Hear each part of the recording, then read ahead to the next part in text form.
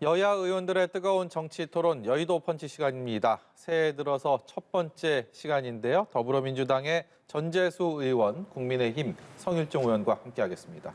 어서 오세요. 네, 반갑습니다. 네, 안녕하십니까. 새해 복 많이 받으십시오. 네, 새해 복 많이 받으십시오. 새해 복 많이 받으십시오. 여의도 펀치 오늘의 첫 번째 주제부터 보고 오겠습니다.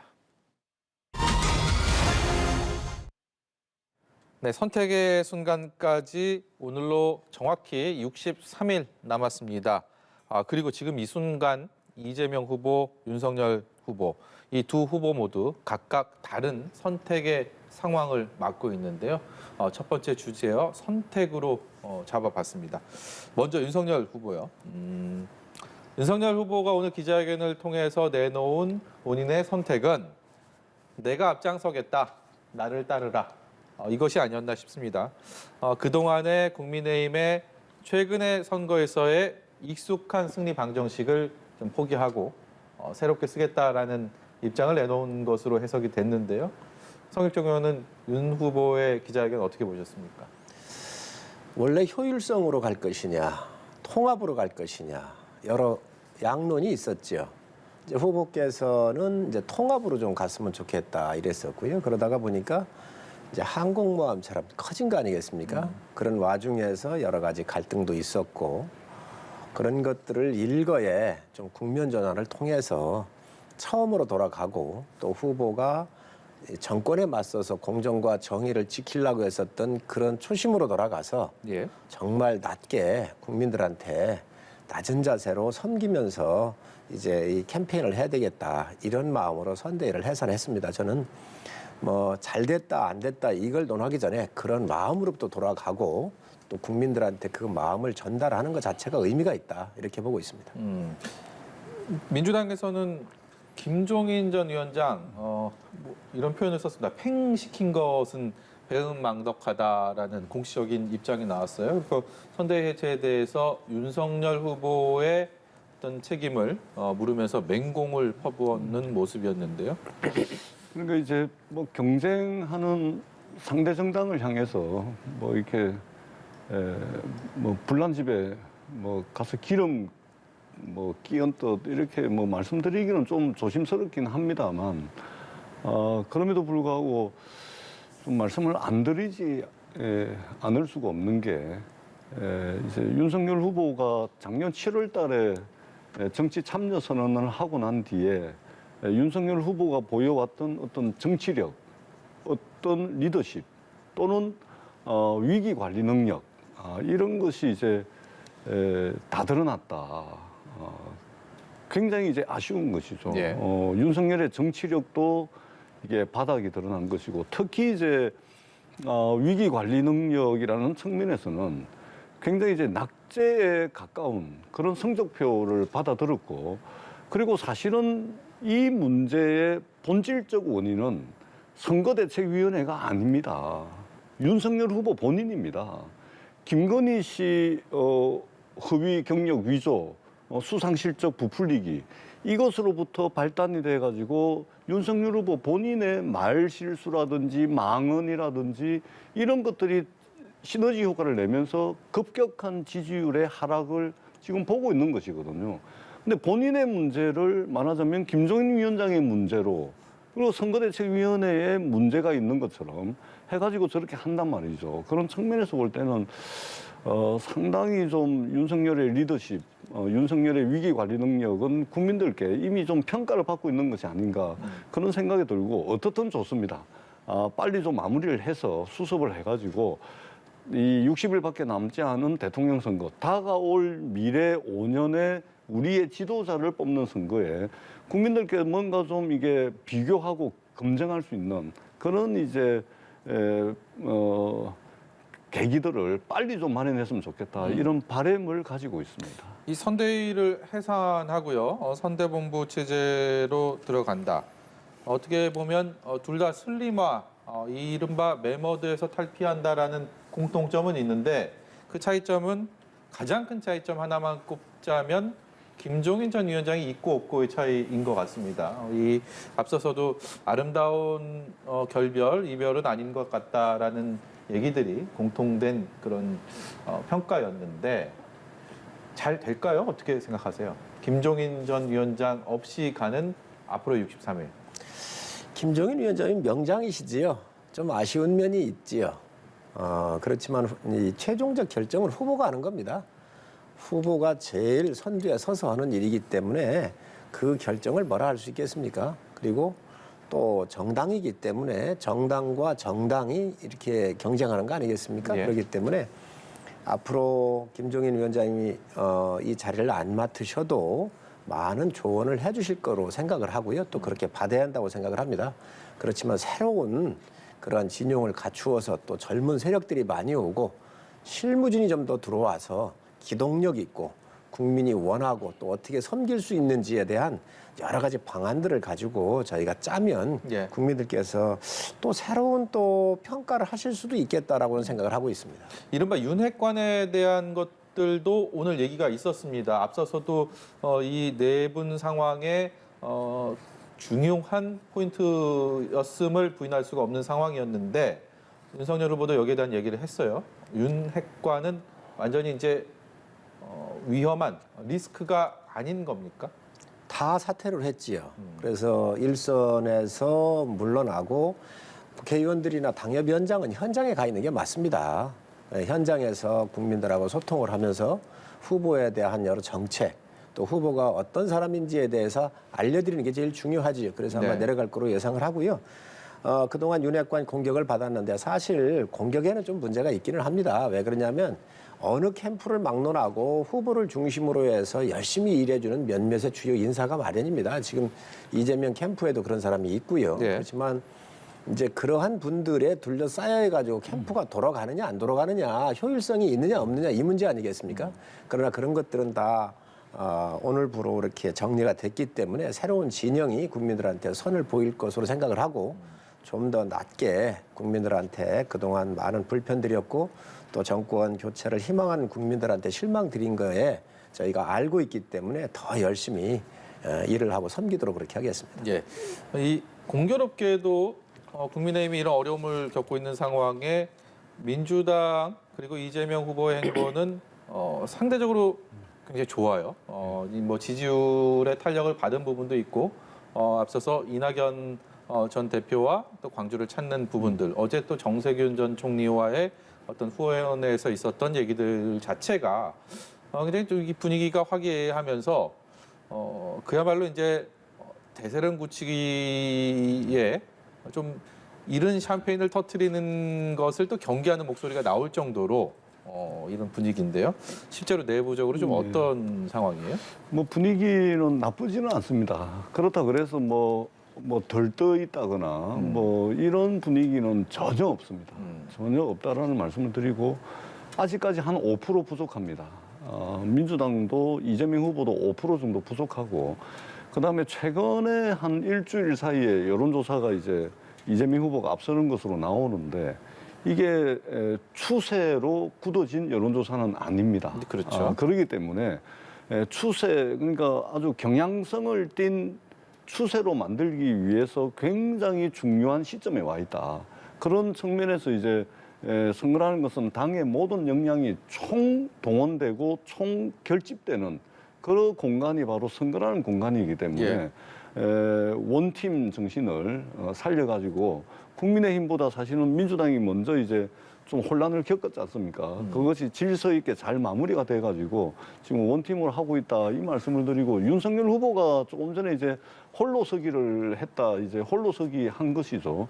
그럼 사람이 이게 홀로 서려면 다리에 근력도 좀 있고 다리에 힘도 좀 있고 그래야 이제 홀로 설 수가 있지 않습니까? 다리에 힘도 없고 이러면은 옆에 누군가의 부축을 받아야 되는 거죠.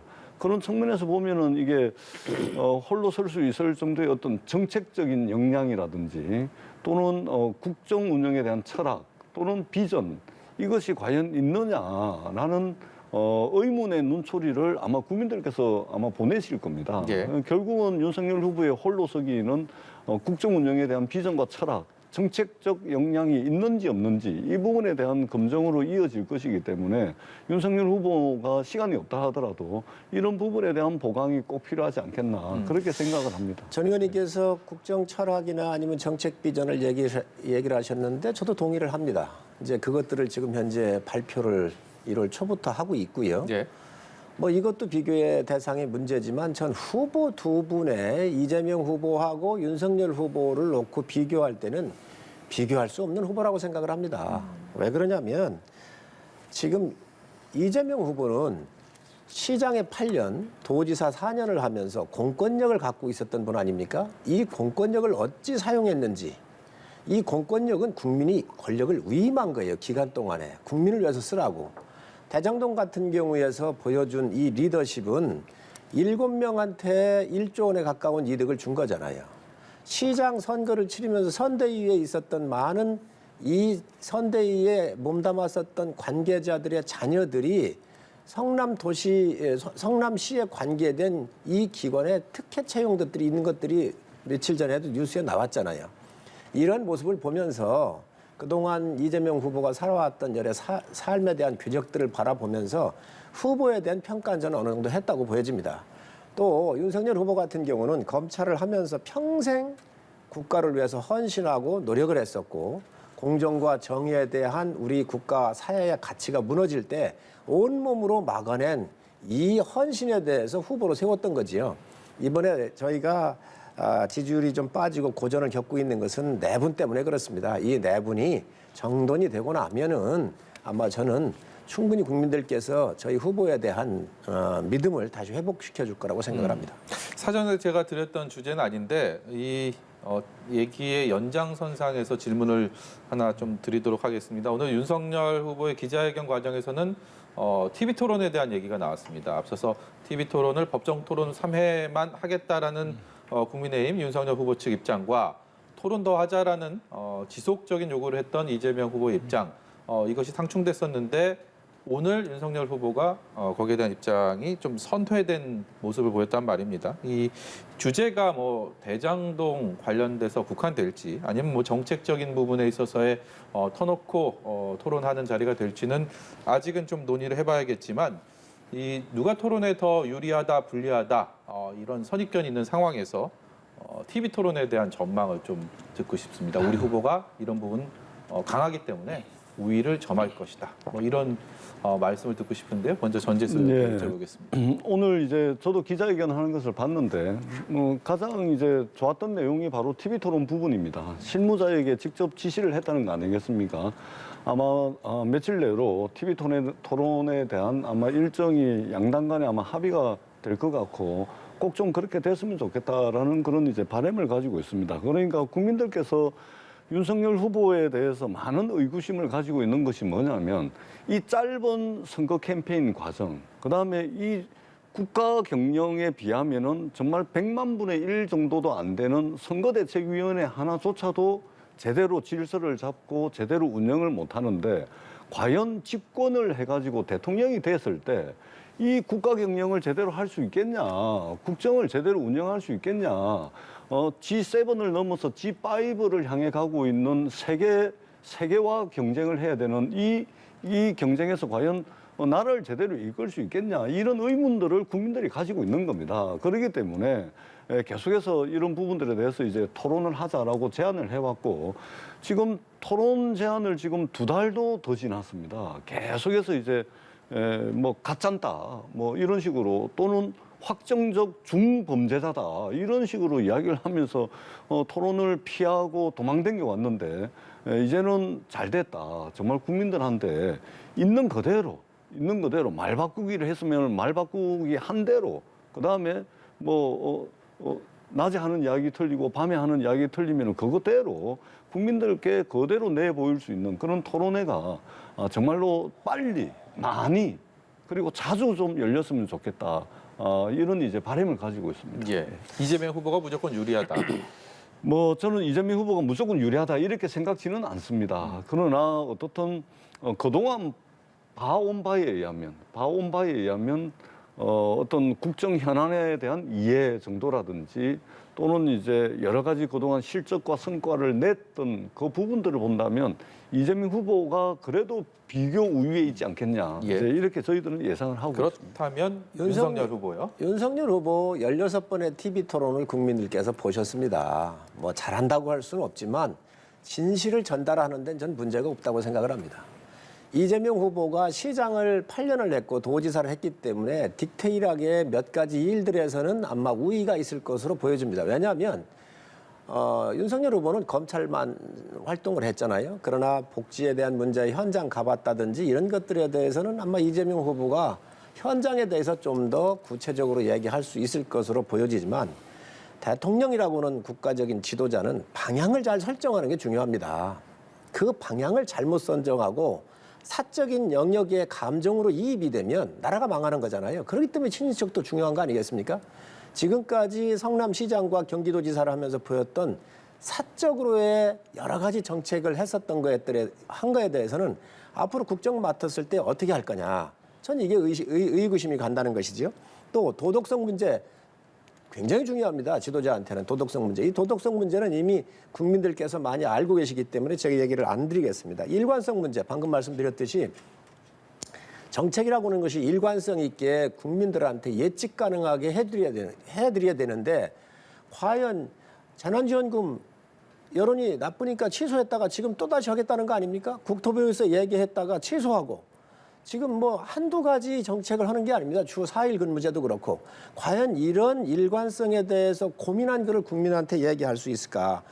이 또 철학적 사유도 굉장히 중요합니다. 국가 지도자는 어떤 신념의 체계 하에 국가 경영을 하기 위해서 어떤 철학을 갖고 있느냐가 굉장히 중요한데 이렇게 갈팡질팡하는 후보가 과연 대한민국을 철학의 기본 위에 끌고 갈 수 있을까 하는 것은 국민이 전 판단할 거로 보여지고요. 그런 면에서 TV 토론에 나오신다고 할 때 이런 것들을 정리해서 나왔으면 좋겠다라고 우리가 요구했던 것이죠.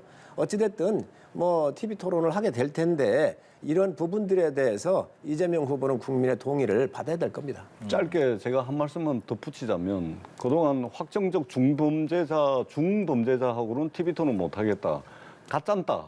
이렇게 윤석열 후보가 말씀을 하시면서 TV 토론을 안 했는데 왜 갑자기 TV 토론을 하게 됐는지 TV 토론을 하는 것은 정말 박수치고 환영할 일이긴 합니다만 자신이 왜 입장이 바뀌었는지에 대한 설명을 일단 국민들께 들어야 된다라는 전제를 먼저 한 가지 말씀을 드리고요. 또 하나는 얼마 전에 김종인 위원장께서 후보를 패싱을 하고 선거대책위원회 해체 선언을 하는 그 결정적 계기가 됐던 것이 지난주 1월 날인가 그 소상공인 자영업자 간담회에서 윤석열 후보가 내용 숙지도 못하고 내용에 대한 이해도 제대로 못하면서 옆에 참모가 대신 이야기하는 그 광경을 보면서 이대로는 안 되겠다 해가지고 말하자면 발동을 근거라고 그렇게 김종인 위원장이 이야기하지 않습니까? 그처럼 TV 토론 나오실 때 뭔가 좀 정리되고 내용에 대한 숙지라든지 이런 부분들 좀 잘 해가지고 나오셔야 될 것 같아 이 말씀을 드리고요. 아마 TV 토론이 자주 열리게 되면 우리 국민들께서 아마 이렇게 보실 겁니다. 이재명 후보의 어떤 탄력적인 리더십, 유연한 리더십, 그리고 현실에 풍부한 말하자면 풍부한 현실적 문제의식을 가지고 있는 실용적 리더십을 국민들께 보여드릴 수 있을 거다. 이런 기대를 저희들이 가지고 있고 하루빨리 자주 많이 TV 토론회가 좀 열렸으면 좋겠다 하는 말씀을 다시 드리도록 하겠습니다. 확정적 중범죄다 이렇게 저희 후보가 얘기를 했는데 저는 후보가 할 말을 했다고 생각을 해요. 좀 세게 얘기를 해서 좀 거북하게 들렸을 수도 있겠지만 왜 그러냐. 대장동이 단군 이래 최대 치적 사업이라고 그랬거든요. 상 받을 일이라고 그랬습니다. 그런데 그곳에서 이재명 시장이 밑에서 일하던 부하 직원 2명이 세상을 떴습니다. 여기에 문상조차도 안 갔습니다. 그런데 이 사람들 아느냐 하니까 모른다 그랬습니다. 사진을 내놓으니까 인지를 못했다 그랬잖아요.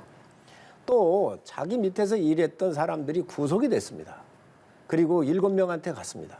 그런데 이거에 대해서 정말 잘한 일이라고 그리 자랑했던 이런 일인데 어찌 단군 일의 최대의 치적 사업에서 상 받을 사람들이 왜 세상을 뜨지요? 그러니 이거에 대해서 법을 집행했던 후보 입장에서 이거 문제가 있다라고 보는 거예요. 그렇기 때문에 이 용어를 쓴 건데 예. 이런 부분들이 저는 정리를 해서 나와야 된다. 그리고 이거는 이재명 후보가 빨리 밝혀야 될 일입니다. 예. 그래야 국가 경영에 대해서 저한테 맡겨주십시오라고는 요구할 수 있는 것이지요. 이 의혹 덩어리를 지금까지 이렇게 뭉개면서 특검하자고 그러니까 계속 한다 하면서 이것을 처음부터는 안 한다고 하더니 그다음에 한다 그러면서 이제 시간이 없습니다. 이것을 자꾸 지연 전술로 해서 끌고 오는데 저는 국민들께서 이런 부분들을 정확하게 저는 판단하실 거라고 생각을 합니다. 주제에서 살짝 비껴가는 느낌을 지울 수가 없는데요. 지금 두 분의 이 말씀들이 중간에 있는 저는 TV 토론의 이 전초전이 아닌가 이런 느낌을 사뭇 받았습니다. 아니, 이 부분은 제가 조금 짚고 넘어가야 되는 거라 이제 확정적 중범죄자가 되려면요, 예, 성일종 의원님, 대한민국에는 엄연한 이제 형사사법 체계가 있는 것이고 형사사법 체계에 따라서 수사를 하고 기소를 하고 재판을 받아야 확정적 중범죄자가 되는 겁니다. 예. 윤석열 후보가 검사를 하신 분인데 어떻게 이 과정은 지금 수사조차도 받은 적이 없는 이재명 후보에게 확정적 중범죄자라고 이야기하는 것은 저는 그렇기 때문에 이 말실수인 겁니다. 예, 그다음에 예. 무식한 삼류 바보들을 끌고 모아가지고 나라를 엉망진창 만들었다고 이야기한 거 아니겠습니까? 예. 아니, 또한 그래, 뭐 예. 주제에서 너무 벗어나시는 그래서 말씀이신 것 같은데요. 이런 부분들을 그러니까 좀 이게 비판을 하더라도 네. 국민들의 좀 공감을 얻을 수 있는 그런 비판을 하셔야지 이렇게 그냥 아주 논리적으로 극단적으로 비약하는 이런 이제 주장은 단 한 분의 국민들의 공감도 이끌어내기 어렵다. 네. 그런 식으로 계속 하면은 아니, 전 지금 이 의원님. 위기 상황 극복할 수가 없습니다. 전 의원님, 윤석열 후보에게 도움이 안 돼요. 이게. 우리 전 의원님이 합리적인 분이고 합리적인 분이니까 좀 말씀을 좀 전해주세요. 수사를 안 해요. 수사를 뭉개요. 은닉해요. 지금 나왔잖아요. 아니 유동규의 폰에서 그거 집어 던져가지고 일부러 없다고 했던 거 아닙니까? 그런데 경찰이 찾아서 포렌식을 해보니까 그 통화한 사람들이 여러 번 있는데 그 통화 내용조차도 예. 통신 기록이 안 남는 영상 통화를 하지를 않나. 그리고 수사를 지금 안 합니다. 그러니 이런 거에 대해서 지금 이 이재명 후보가 밝히라는 겁니다. 지금. 의원님 정말 제가 하고 싶은 말씀을 의원님께서 하시는데 검찰이 뭐 하고 있는지 모르겠습니다. 의원님은 지금 통화 내용 무슨 통화 내용 가지고 말씀을 하시는데요. 윤석열 후보 부친의 부동산을 화천대유 관계자가 샀습니다. 그 돈 어디서 났죠? 그다음에 곽상도 의원 아들 비롯해가지고 금전적으로 이득을 본 사람, 경제적으로 이득을 본 사람, 그다음에 50억 대장동 클럽, 이 사람들이 대부분 국민의힘 관계자들입니다. 그렇기 때문에 돈 받은 사람, 경제적으로, 금전적으로 이득 본 사람은 하나도 수사도 안 하고 통화했는지 안 했는지, 통화 몇 번 했는지, 뭐 이거 말도 안 되는 거 가지고 그야말로 이게 신변 잡기에 해당하는 내용만 가지고서 수사를 안 한다 이 말씀을 하시는데 예. 정확하게 몸통에 대한 수사를 해야 되겠죠. 그다음에 이 범죄자들의 말하자면 저 부동산 개발 사업의 시드머니, 범죄자들의 시드머니, 사업 초기 자금을 부산저축은행에서 불법 대출을 받았는데 이 부분에 대한 수사도 안 하고 있는 겁니다. 그렇기 때문에 특검을 해야 된다는 이야기고요. 설사 대선 기간 중에 안 되면 대선이 끝나더라도 특검을 통해 가지고 이 몸통을 밝히는 이 수사는 철저하게 이루어져야 된다. 이 말씀을 꼭 드리도록 하겠습니다. 예, 제가 진행자 직권으로 성 의원께 이 지금 말씀에 대한 반론기 한번 드리고요. 다음 주제로 넘어가도록 네. 하겠습니다. 좀 뭐 지켜주십시오. 전 의원님 말씀 주셨으니까 좋습니다. 뭐 저희 관계자들 다 포함하고요. 부산저축은행 뭐 관련도 없는 일이지만 그거 다 이미 저희가 넣으라 그랬습니다. 그래서 다 포함해서 이거 수사하셔라. 이거에 대해서 국민적인 이게 왜 중요하냐? 공권력을 가지고 시장이 정점에 있기 때문에 그렇습니다. 당시 성남시장이 설계했고 감독했고 결재한 사람입니다. 성남시장이 임명했던 실무자들이 세상을 떴는데 이거에 대해서 왜 아무 얘기를 안 넣냐는 거지요. 이게 반드시 수사로 밝혀져야 더 큰 대한민국의 책임을 맡길 거냐 말 거냐 국민이 판단할 거 아니겠습니까? 이러한 조그만 공권력, 시장 조그만 공권력을 가지고도 이렇게 큰 중범죄를 만약에 저질렀다고 한다면 대한민국 전체에 더 큰 거는 맡길 수가 없는 것이기 때문에 국민들이 묻는 것입니다. 예. 저한테 발언 기회 안 주실 거죠? 짧게 예. 말씀드리도록 하겠습니다. 그러니까 그 해야 된다고 그러면서 국민의힘이 법사위에 특검 법안을 제출했는데 거기에 부산저축은행 쏙 빠져 있습니다. 윤석열 후보 부친 화천대유 관계자가 부동산을 매입을 해줬는데 그 내용도 싹 빠져 있습니다. 말로는 하자 그러면서 법안을 제출해놨는데 그 내용은 윤석열 후보와 관련된 내용은 완전히 다 빼버리고 그런 식으로 법안을 제출합니다. 도대체 어느 장단에 저희들이 춤을 춰야 되는 것이죠. 어떻든 예.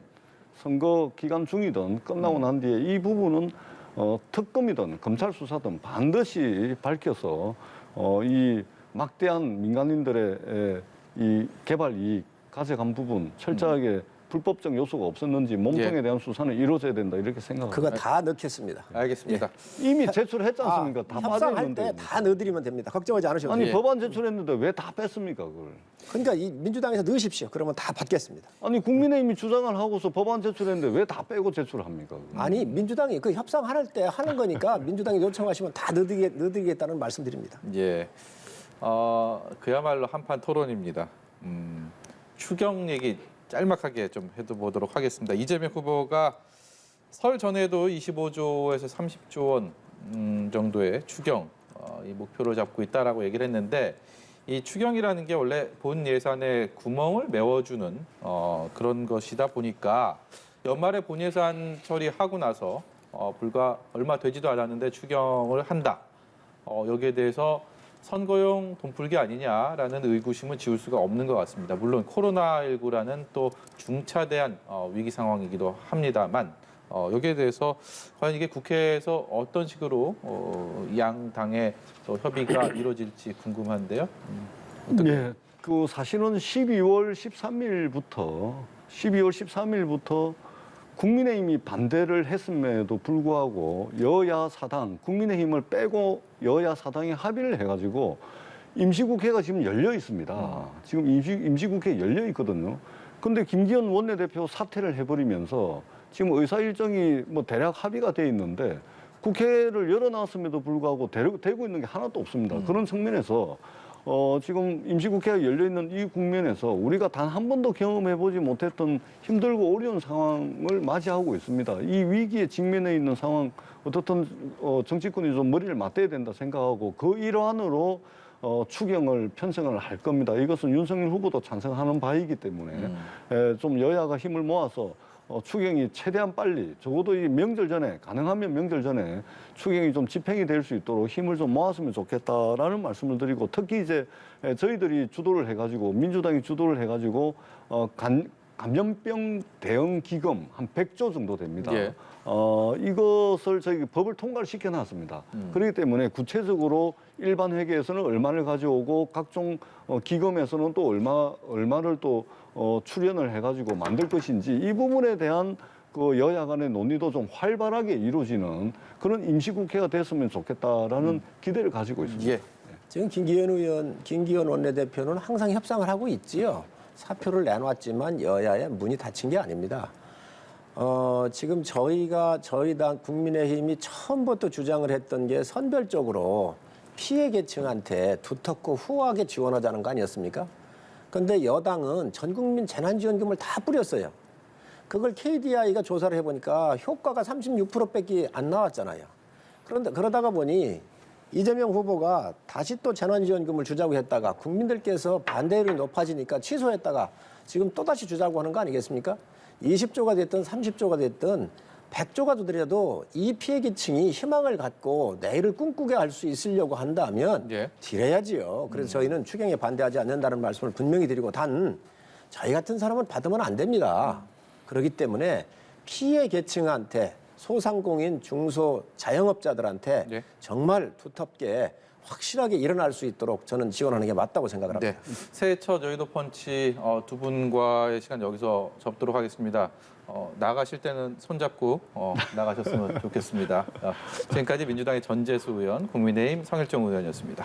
고맙습니다. 네, 고맙습니다. 감사합니다.